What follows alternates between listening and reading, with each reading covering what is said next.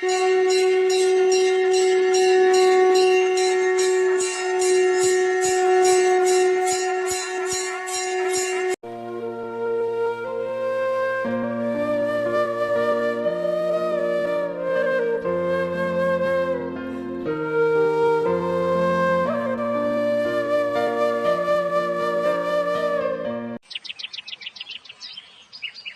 पार्वती और भगवान शिव भ्रमण पर निकले थे। इधर उधर घूमते हुए माँ पार्वती के लंबे बाल बहुत ही उलझ गए थे, जिस वजह से उन्हें बहुत परेशानी हो रही थी। क्या हुआ देवी पार्वती, तुम कुछ परेशान दिखाई दे रही हो?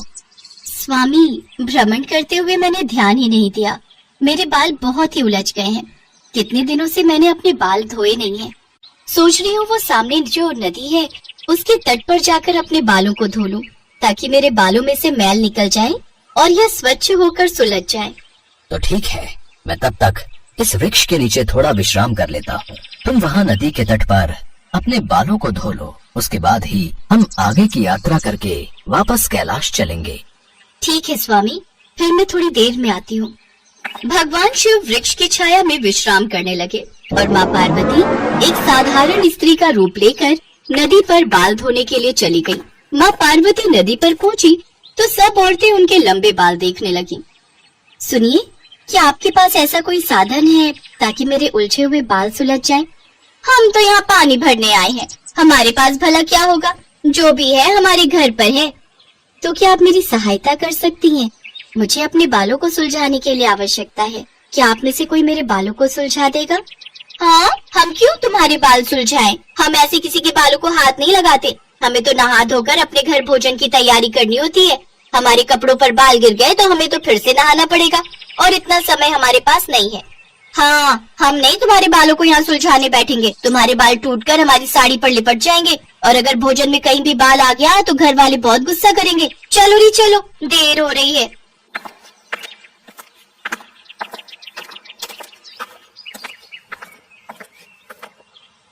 बहन, तुम्हारे बाल लंबे हैं, इन बालों पर कंघा फेरना पड़ेगा। थोड़ा तेल लगाना होगा ताकि बाल मुलायम हो जाएं, फिर ये बाल आसानी से सुलझ जाएंगे। अच्छा, क्या तुम मेरे बालों को सुलझाने में मदद कर सकती हो? मेरे पास ऐसा कोई साधन नहीं है जिससे मैं अपने ये बाल सुलझा सकूं। इसके घर में एक वक्त की रोटी बनाने का तो तेल होता नहीं है। तुम्हारे बालों में लगाने के लिए तेल कहाँ से लाएगी? शांति बहुत गरीब है, ये एक छोटी सी झोपड़ी में रहती है। बहन, आप इन सब की बातों पर ध्यान मत दो। मुझ गरीब को तो रोजाना ऐसे मजाक सहने की आदत हो गई है। बहन, मैं घर से तेल और कंघा लेकर आती हूँ। शांति कुछ ही देर में तेल और कंघा लेकर माँ पार्वती के पास वापस लौटी। उसने माँ पार्वती के बालों में थोड़ा तेल लगाया, जिससे बाल मुलायम हो गए। शांति बहुत प्रेम से माँ पार्वती के बालों को सुलझा रही थी। धीरे धीरे बाल सुलझने लगे। जैसे जैसे शांति बालों को सुलझाती तो थोड़े बाल उसकी झोली में भी गिरते। शांति हैरान रह गई। जो बाल उसकी झोली में गिर रहे थे वे सोने के होते जा रहे थे। माँ पार्वती मंद मंद मुस्कुरा रही थी। शांति इस चमत्कार को समझ नहीं पा रही थी। माँ पार्वती के बाल पूरी तरह से सुलझ गए, घने लंबे सुंदर बाल। पर वो बाल सोने के क्यों बन गए, इसका भेद शांति को जानना था। अचानक कंघा फेरते हुए शांति को माँ पार्वती के सिर में पूरा ब्रह्मांड दिखाई देता है और माँ पार्वती अपने साक्षात रूप में आ जाती है। माँ पार्वती और एक साधारण स्त्री के वेश में। हाँ बेटी, मैं तुम्हारी अपनी माँ पार्वती। तुमने मेरे बालों को कितना अच्छे से सुलझा दिया। तुम बहुत दयालु हो और सबकी मदद करने वाली हो, इसलिए मैं तुम पर बहुत प्रसन्न हूँ। बेटी, जो भी मनुष्य सदैव दूसरों की मदद करते हैं उन पर मैं प्रसन्न होती हूँ और अपनी कृपा करती हूँ। मेरे ये बाल अब सोने में बदल चुके हैं। अब तुम इस सोने को बेचकर अपने जीवन को सुखमय बनाओ। मेरे आशीर्वाद से तुम्हारे घर अब धन संपत्ति का कभी अभाव नहीं होगा। सदा खुश रहो। हे देवी मैया, आपकी सदा ही जय हो। जय माँ पार्वती, जय माँ पार्वती। इसके पश्चात माँ पार्वती वहाँ से अंतर ध्यान होकर भगवान शिव के पास वापस लौट आती हैं। अपने उदार स्वभाव के कारण शांति की किस्मत पलट गई और माँ पार्वती के आशीर्वाद से उसका जीवन सुख समृद्धि से भर गया। ये कहानी हमें सिखाती है कि हमें सदैव दूसरों की सहायता करनी चाहिए, जिससे हमेशा भगवान हमसे प्रसन्न रहते हैं और उनका आशीर्वाद भी हमारे ऊपर बना रहता है।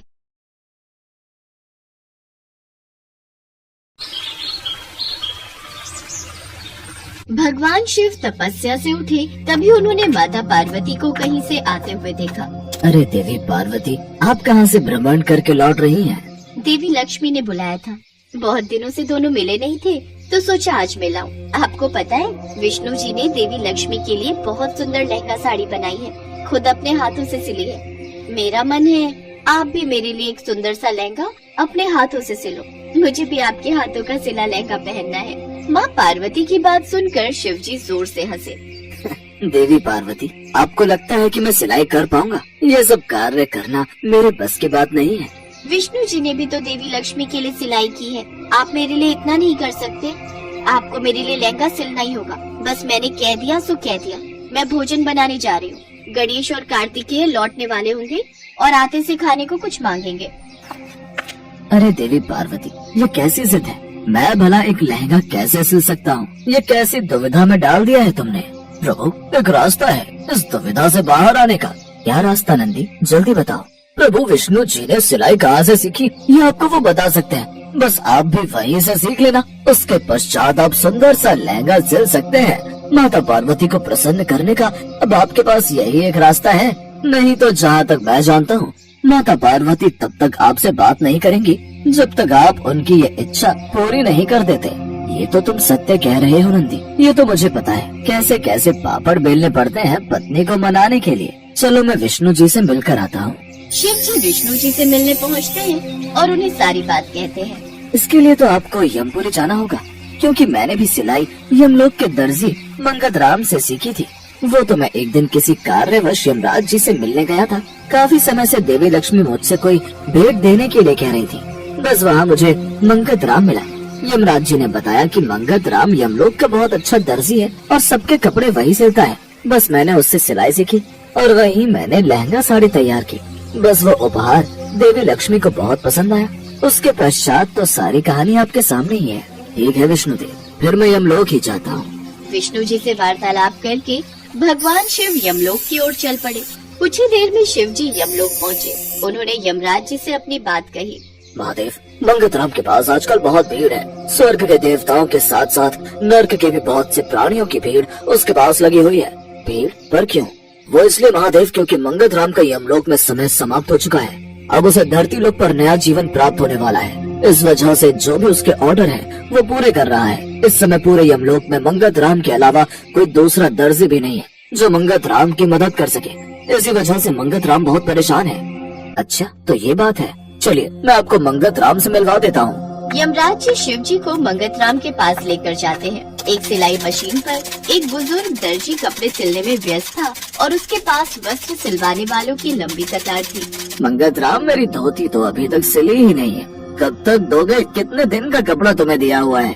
मंगत राम, मेरी धोती कब तक मिल जाएगी? मैं भी 4 चक्कर लगा चुका हूँ। अरे कुबेर जी, आप 4 चक्कर लगा चुके हो। मैं तो रोजाना ही पूछ कर जाता हूँ कि मेरे वस्त्र कब तक सिलेंगे। चिंता मत करो, मिल जाएंगे। अकेला हूँ, सारे काम एक साथ नहीं कर सकता। पहले तुम्हारे साथ राम प्रकाश भी तो सिलाई करता था, वो नजर नहीं आ रहा। उसका दूसरा जन्म हो गया है। चलो अच्छी बात है, अब कुछ समय में तुम्हें भी नया जन्म मिल जाएगा। तभी यमराज जी और महादेव आ जाते हैं। हाँ, बस अब कुछ ही दिन की बात है। मंगत राम भी धरती लोक पर नया जन्म प्राप्त करेगा। वैसे कुछ समय बाद एक 95 वर्ष के दर्जी यहाँ आने वाले हैं, पर महादेव आपको तो यह कार्य जल्दी करना है। मंगत राम, ये कार्य तुम ही कर सकते हो। मंगत राम, स्वयं भगवान शिव जरूरी कार्य है तो तुम्हारे पास आए हैं मुझसे मिलने।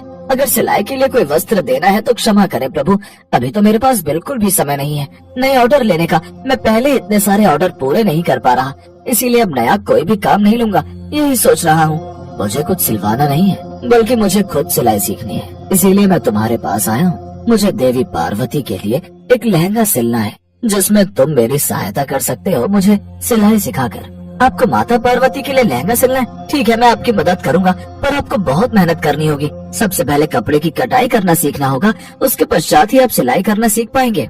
मैं सब कुछ सीख लूंगा, बस तुम मुझे सिलाई कला में इतना निपुण कर दो कि मैं एक लहंगा सिलकर तैयार कर दूं और देवी पार्वती प्रसन्न हो जाए। हाँ, मैं सिखा दूंगा। कब से शुरू करना है? नेक काम में देरी कैसी, अभी से शुरू करते हैं। अति उत्तम। मंगत राम, मेरे वस्त्रों की कोई जल्दी नहीं, तुम आराम से सिल देना। अब मैं भी चलता हूँ। चिंता मत कीजिए यमदेव, अब मैं आ गया हूँ ना। अब मंगत राम का सारा काम जल्दी जल्दी पूरा हो जाएगा। महादेव ने सिलाई सीखनी शुरू कर दी। ये लीजिए प्रभु, ये रहा कपड़ा और ये रही कैंची। अब जैसे जैसे मैं आपको बताऊं वैसे वैसे आप कपड़े को काटिएगा। मंगत राम महादेव को कपड़ा काटना सिखाना शुरू करता है।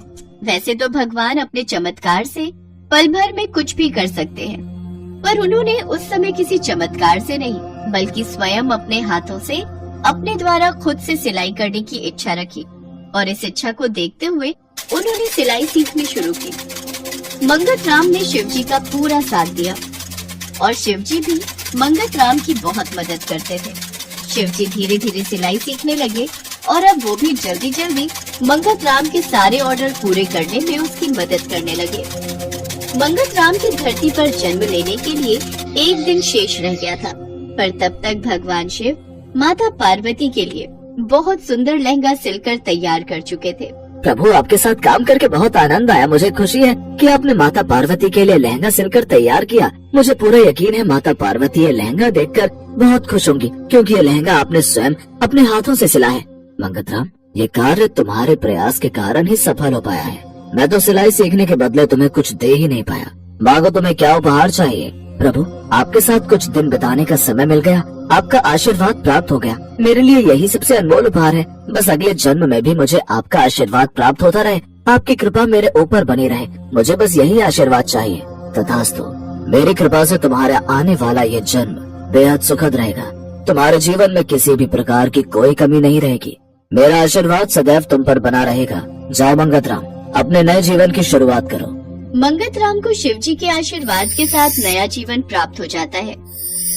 उधर जब शिव जी वापस कैलाश लौटे और माता पार्वती को ये बात पता चली कि भगवान शिव इतने दिनों से यमलोक में रहकर सिलाई सीख रहे थे और उन्होंने स्वयं अपने हाथों से उनके लिए लहंगा सिलकर तैयार किया है, तो माता पार्वती की खुशी का ठिकाना नहीं था। वो खुशी से मुस्कुराती हैं और लहंगा पहनकर बहुत सुंदर तैयार होती हैं। भगवान शिव माता पार्वती को अपने हृदय से लगा लेते हैं और सभी देवी देवता उनके अद्भुत प्रेम को देखकर उन पर फूलों की वर्षा करते हैं।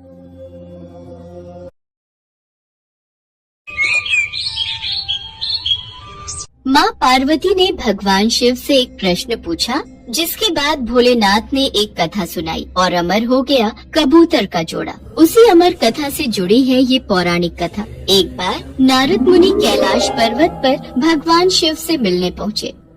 नारायण नारायण, प्रणाम माते। आइए देवर्षि नारद, कैसे आना हुआ? माते, मैं तो भगवान शिव और आपके दर्शन करने आया हूँ, और महादेव कहीं दिखाई नहीं दे रहे। वे तो भ्रमण के लिए गए हैं, कुछ देर में लौटेंगे। देवर्षि नारद माँ पार्वती से वार्तालाप करने लगे। तभी उन्होंने माँ पार्वती से पूछा, माते, क्या आप अमर कथा के बारे में जानती हैं? अमर कथा? वो कौन सी कथा है? उसके बारे में तो मैं नहीं जानती। नारायण नारायण, माते, जब भगवान भोलेनाथ आएंगे तब आप उनसे इस बारे में पूछना। अच्छा माते, मैं चलता हूँ। नारायण नारायण। पार्वती माता सोच में पड़ गई कि ऐसी कौन सी कथा है जो स्वामी ने मुझसे नहीं कही। तभी भोलेनाथ कैलाश पर लौट आते हैं। माता पार्वती उनसे इस बारे में चर्चा करती हैं। प्रभु, आपने मुझे कभी अमर कथा के बारे में क्यों नहीं बताया? मुझे आज और अभी अमर कथा सुननी है। ठीक है देवी, मैं आपको आज अमर कथा सुनाऊंगा, परंतु उसके कुछ नियमों का पालन आपको करना पड़ेगा। अमर कथा के दौरान आपको एक क्षण के लिए भी सोना नहीं है। आप बीच बीच में हुंकार भरती रहना, ताकि मुझे आभास रहे कि आप कथा सुन रही हैं, क्योंकि मेरे नेत्र भी उस क्षण बंद रहेंगे। ठीक है स्वामी, मैं ऐसा ही करूँगी।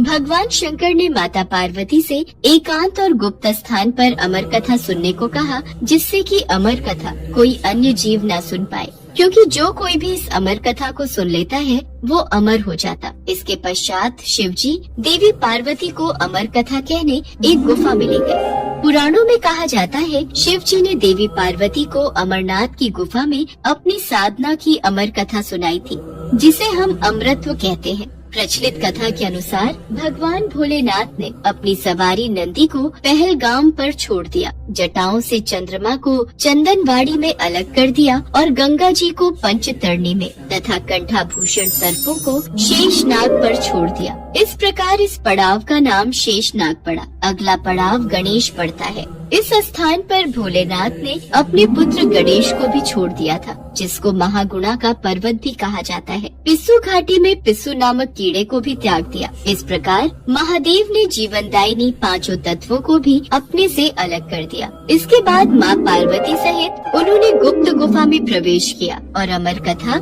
माँ पार्वती को सुनाने लगे।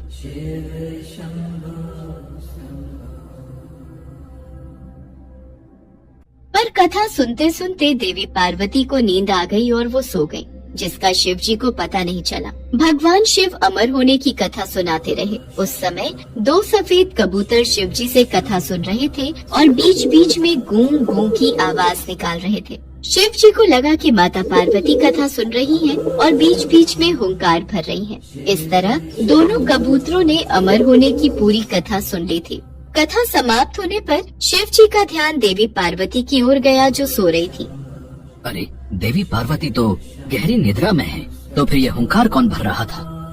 अचानक महादेव की दृष्टि अमर कथा को सुनते उन कबूतरों पर पड़ी तो वे क्रोधित हो गए और उन्हें मारने के लिए आगे बढ़े। मेरे क्रोध से तुम दोनों को कोई नहीं बचा सकता, तुम्हें इसका दंड अवश्य मिलेगा। हे प्रभु, हमें क्षमा कीजिए, हमने अनजाने में ही भूल की और हमने आपसे अमर होने की कथा सुनी है। यदि आप हमें मार देंगे तो अमर होने की ये कथा झूठी हो जाएगी। इस पर भगवान शिव का क्रोध शांत हो गया। प्रभु, इन दोनों का इसमें कोई दोष नहीं। मैं गहरी निद्रा में सो गई थी। मैंने आपके आदेश का पालन नहीं किया, इसलिए इन दोनों को क्षमा कर दीजिए। भगवान शिव जानते थे कि अनजाने ही सही पर कबूतरों ने अमर कथा को सुन लिया था, इसलिए वे दोनों अमर हो चुके हैं। इस पर महादेव ने कबूतरों को जीवित छोड़ दिया। भगवान शिव के आशीर्वाद से वो कबूतर का जोड़ा अजर अमर हो गया। कहते हैं आज भी इन दोनों कबूतरों का दर्शन भक्तों को इस गुफा में प्राप्त होता है और तब से ये गुफा अमर कथा की साक्षी हो गई व इसका नाम अमरनाथ गुफा के नाम से प्रसिद्ध हो गया।